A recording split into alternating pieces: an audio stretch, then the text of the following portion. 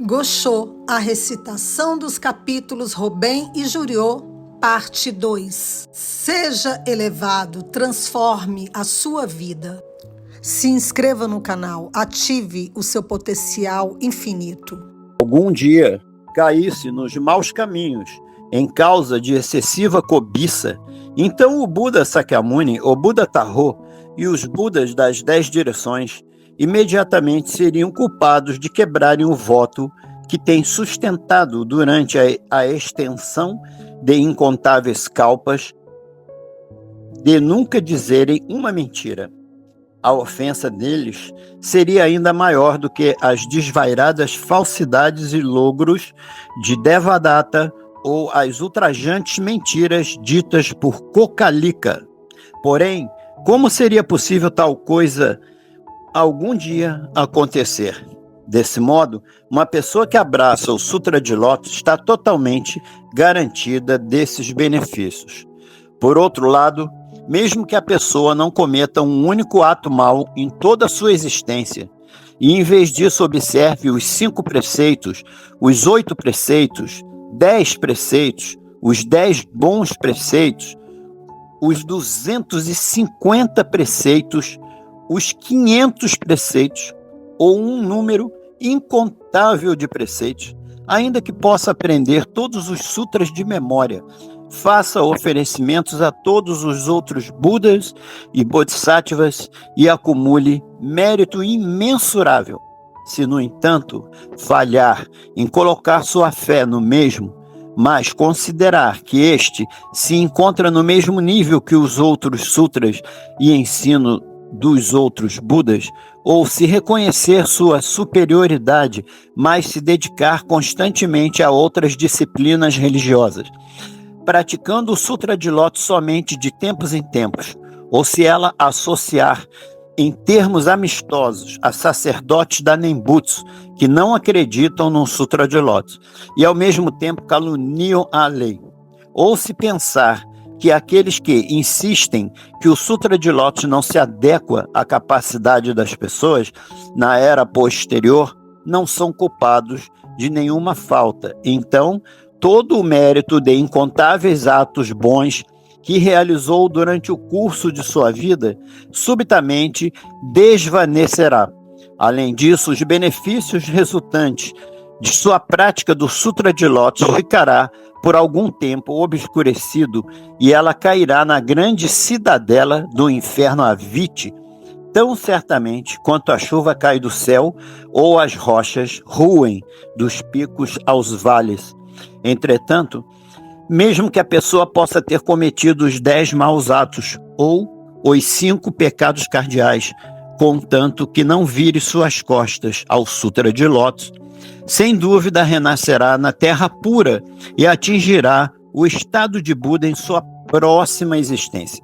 Por outro lado, lemos no Sutra que mesmo uma pessoa que observa os preceitos abraça todos os outros sutras e acredita nos vários Budas e Bodhisattvas, se falha em ter fé no Sutra de Lótus, seguramente cairá nos maus caminhos. Embora minha capacidade seja limitada, quando observo a situação no mundo atual, parece-me que a grande maioria, tanto dos crentes leigos como do clero, é culpada de caluniar a lei. Porém, voltando à sua questão, conforme eu disse antes, embora nenhum capítulo do Sutra de Lótus seja desprezível, entre todos os 28 capítulos, o capítulo Robem e o capítulo Juriô são particularmente importantes.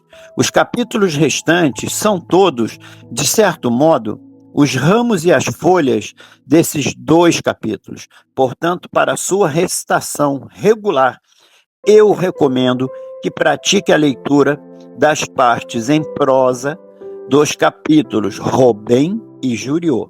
Além disso, seria apropriado se escrevesse cópias separadas dessas partes. Os 26 capítulos restantes são como a sombra que acompanha uma forma ou um valor inerente em uma joia. Se recitar os capítulos Juriô e Robém, então os capítulos remanescentes naturalmente estarão incluídos, mesmo que não os recite.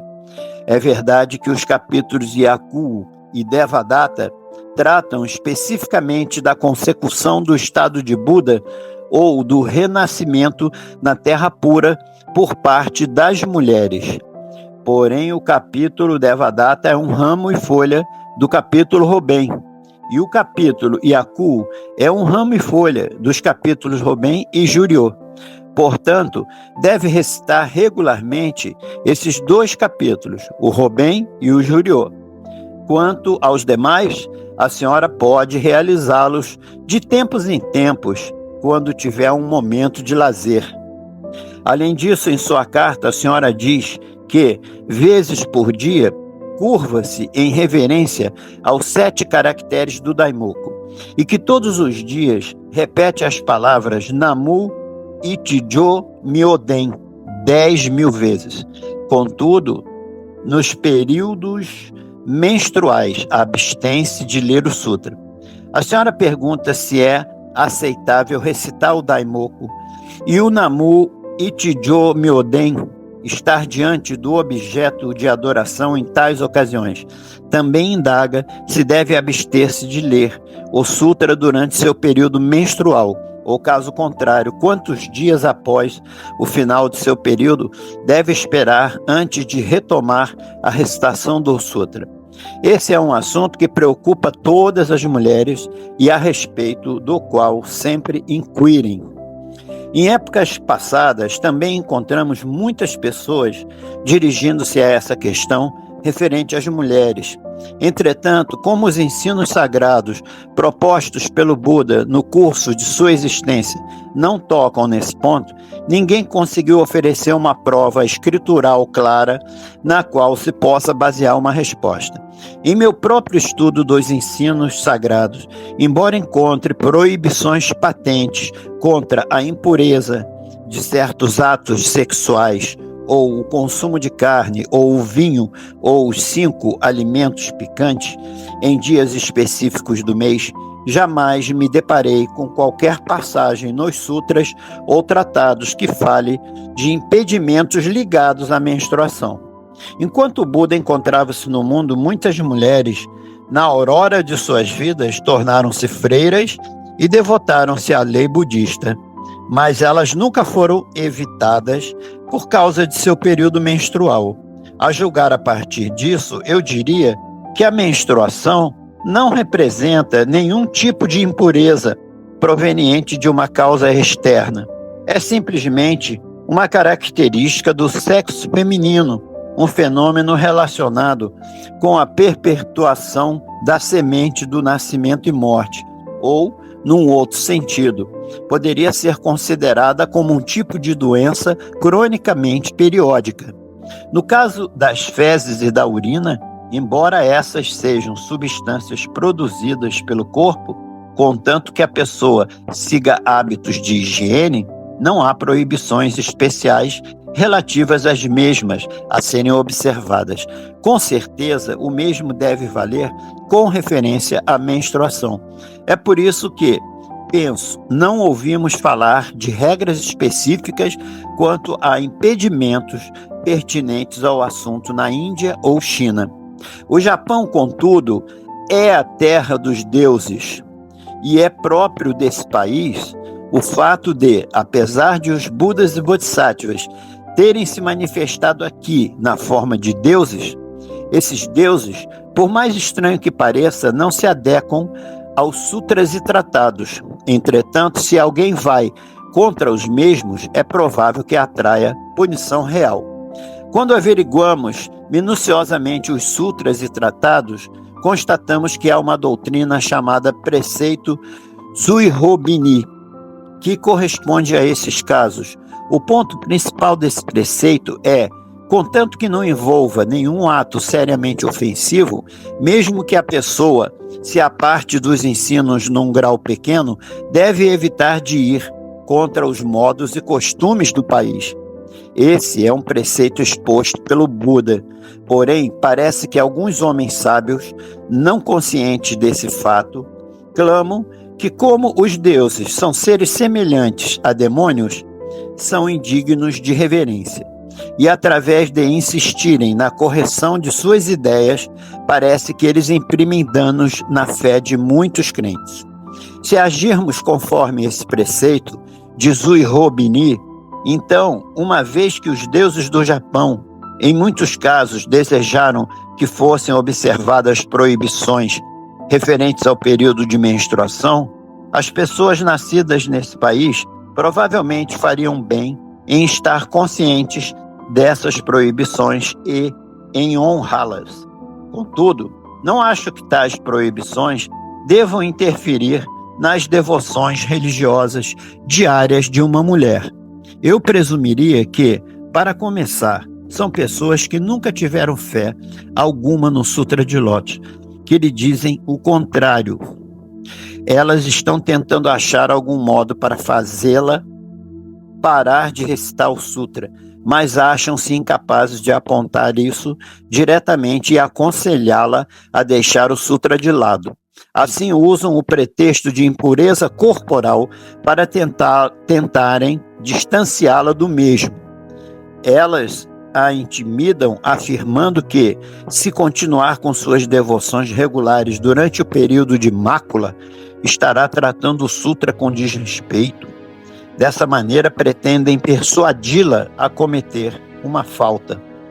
Espero que mantenha em mente tudo o que eu disse sobre esse assunto. Com base nisso, mesmo que seu período menstrual demore 7 dias, caso se sinta muito indisposta, abstenha-se da leitura do Sutra e recite simplesmente Nam-myoho Renge-kyo. Além disso, quando realizar suas devoções, não precisa curvar-se na frente do Sutra. Se inesperadamente sentir aproximar-se da morte, então, mesmo que estivesse comendo peixe ou ave, se pudesse ler o Sutra, a senhora o faria e igualmente recitaria o Nam-myoho Renge-kyo. Nem é preciso dizer que o mesmo princípio se aplica durante o seu período menstrual. Recitar as palavras Namu Ichijo Myoden equivale à mesma coisa, porém é melhor que recite apenas Nam-myoho Renge-kyo, como o Bodhisattva Vasubandhu e o grande mestre Tiantai o fizeram. Há razões específicas pelas quais eu digo isto. Respeitosamente, Nichiren, em 17 de abril de 1264. Além disso, o Buda Tarô surgiu das profundezas da terra para acrescentar o seu testemunho pronunciando: o Sutra de Lotus, tudo que o Senhor Buda Sakyamuni expôs é a verdade. E todos os Budas das 10 direções reuniram-se na assembleia onde o Sutra estava sendo pregado e estenderam suas línguas para oferecer maior suporte à asserção de que dentro do Sutra de Lotus não há uma única palavra que seja falsa. Foi como se um grande rei, sua consorte e seus súditos mais veneráveis tivessem todos, em unanimidade, prestado sua promessa. Suponha que um homem ou uma mulher que recite mesmo que uma simples palavra do Sutra de Lotus esteja destinado a cair nos maus caminhos por ter cometido os 10 maus atos, os 5 pecados cardeais, as 4 ofensas maiores ou incontáveis outros delitos graves. Mesmo que o Sol e a Lua nunca mais emergissem do leste, mesmo que a própria grande Terra tombasse, ainda que as marés do grande oceano parassem de ter fluxo e refluxo, ainda que uma pedra quebrada pudesse ser totalmente recomposta, ou que as águas dos córregos e rios cessassem de fluir ao oceano, nenhuma mulher que tenha colocado sua fé no Sutra de Lotus jamais seria arrastada aos maus caminhos como resultado de ofensas mundanas. Se uma mulher que deposita sua fé no Sutra de Lotus algum dia caísse nos maus caminhos em causa de excessiva cobiça, então o Buda Sakyamuni, o Buda Tarô e os Budas das 10 direções imediatamente seriam culpados de quebrarem o voto que tem sustentado durante a extensão de incontáveis kalpas de nunca dizerem uma mentira. A ofensa deles seria ainda maior do que as desvairadas falsidades e logros de Devadatta ou as ultrajantes mentiras ditas por Kokalika. Porém, como seria possível tal coisa algum dia acontecer? Desse modo, uma pessoa que abraça o Sutra de Lótus está totalmente garantida desses benefícios. Por outro lado, mesmo que a pessoa não cometa um único ato mau em toda a sua existência, e em vez disso observe os 5 preceitos, os 8 preceitos, 10 preceitos, os 10 bons preceitos, os 250 preceitos, os 500 preceitos, ou um número incontável de preceitos, ainda que possa aprender todos os sutras de memória, faça oferecimentos a todos os outros Budas e Bodhisattvas e acumule mérito imensurável. Se, no entanto, falhar em colocar sua fé no mesmo, mas considerar que este se encontra no mesmo nível que os outros sutras e ensino dos outros Budas, ou se reconhecer sua superioridade, mas se dedicar constantemente a outras disciplinas religiosas, praticando o Sutra de Lótus somente de tempos em tempos, ou se ela associar em termos amistosos a sacerdotes da Nembutsu que não acreditam no Sutra de Lótus e ao mesmo tempo caluniam a lei, ou se pensar que aqueles que insistem que o Sutra de Lótus não se adequa à capacidade das pessoas na era posterior não são culpados de nenhuma falta. Então, todo o mérito de incontáveis atos bons que realizou durante o curso de sua vida subitamente desvanecerá.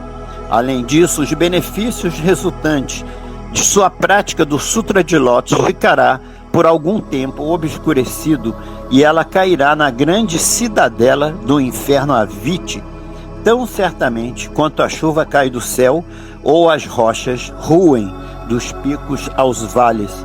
Entretanto, mesmo que a pessoa possa ter cometido os 10 maus atos ou os 5 pecados cardeais, contanto que não vire suas costas ao Sutra de Lótus, sem dúvida renascerá na terra pura e atingirá o estado de Buda em sua próxima existência.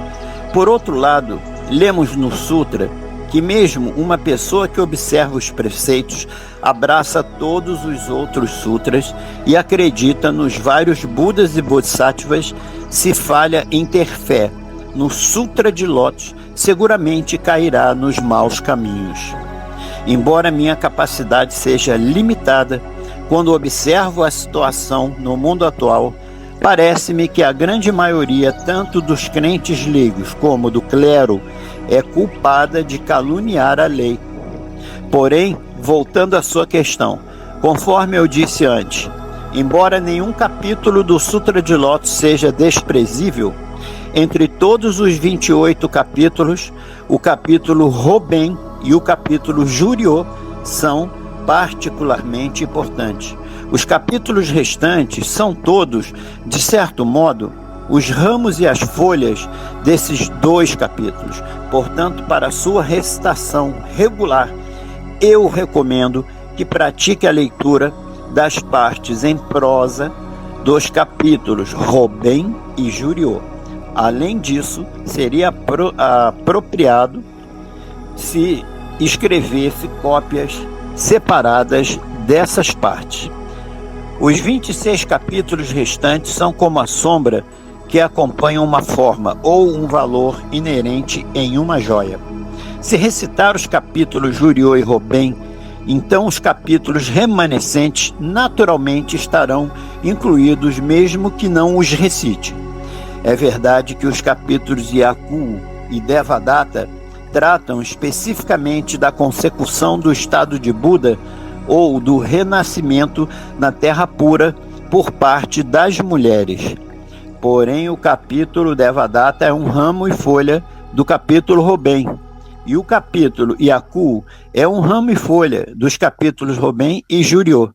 Portanto, deve recitar regularmente esses dois capítulos, o Robem e o Juriô. Quanto aos demais, a senhora pode realizá-los de tempos em tempos, quando tiver um momento de lazer. Além disso, em sua carta, a senhora diz que, vezes por dia, curva-se em reverência aos 7 caracteres do Daimoku, e que todos os dias repete as palavras Namu Ichijo Myoden 10.000 vezes. Contudo, nos períodos menstruais, abstém-se de ler o sutra. A senhora pergunta se é aceitável recitar o Daimoku e o Namu Ichijo Myoden estar diante do objeto de adoração em tais ocasiões.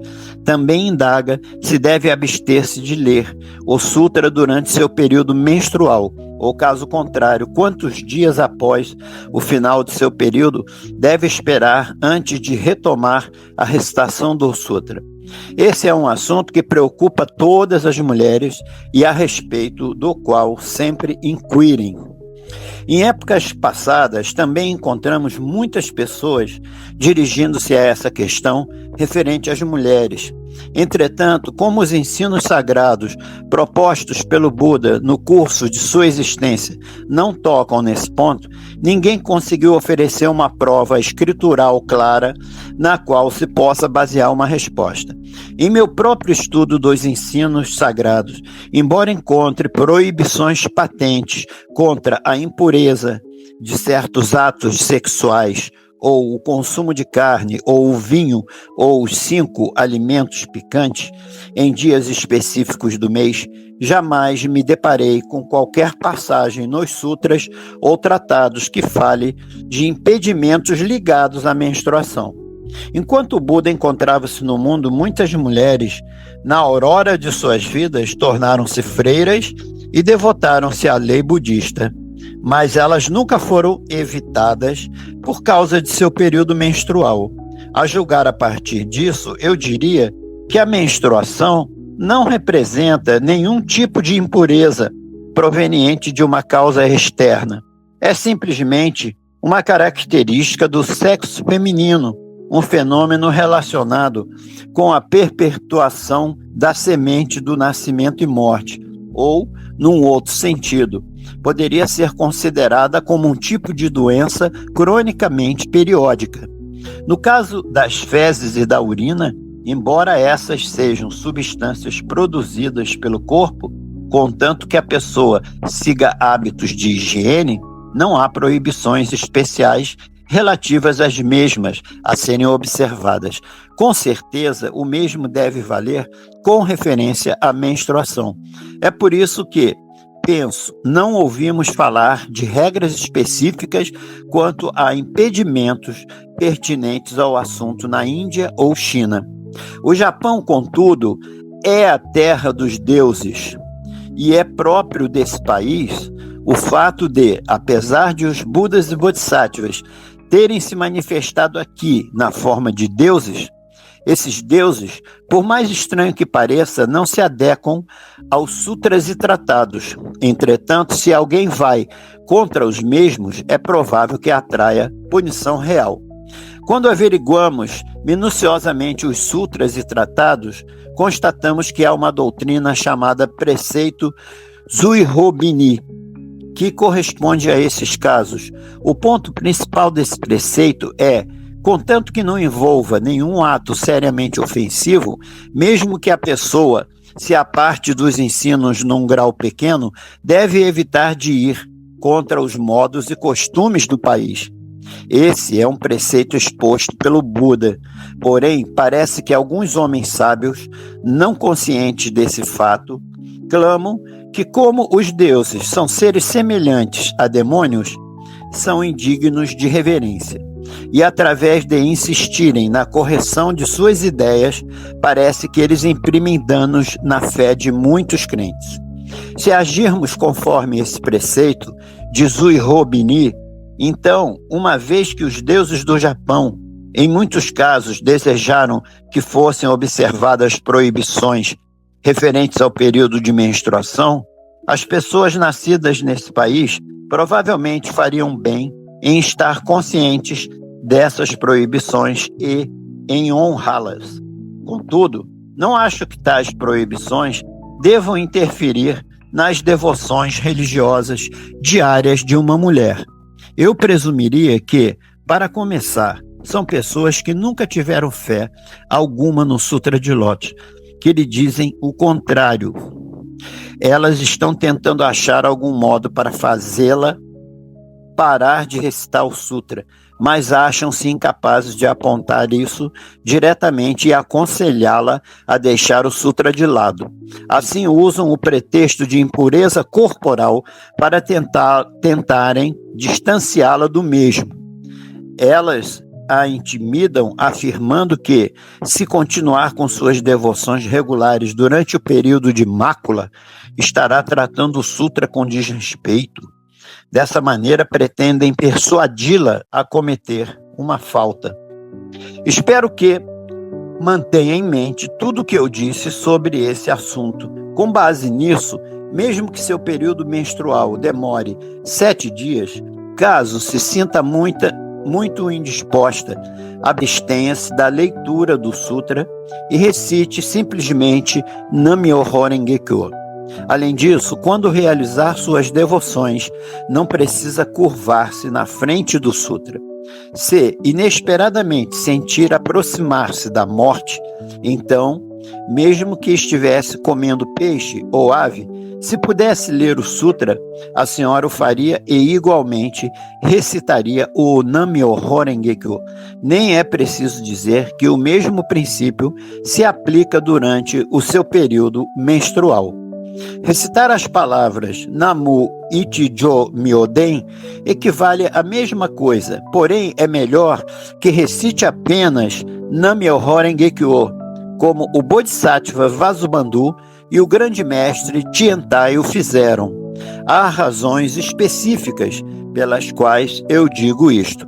Respeitosamente, Nichiren, em 17 de abril de 1264.